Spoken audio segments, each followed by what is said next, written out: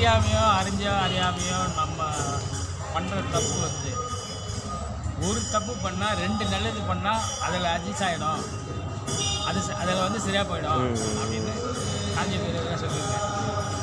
அதை நான் கேட்டுக்கிறேன். 2வது அவர் எனக்கு ரொம்ப பிடிக்கும்.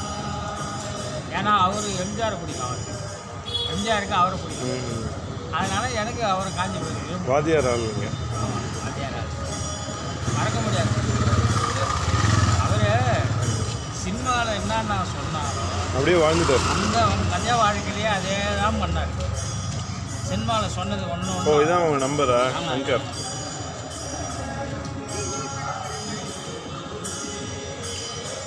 கொஞ்சம் பின்னாடி எடுங்க வண்டியை கொஞ்சம்.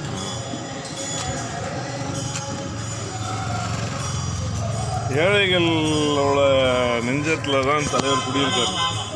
எந்த பணக்கார அரசியல்வாதிகிட்டையும் இல்லை.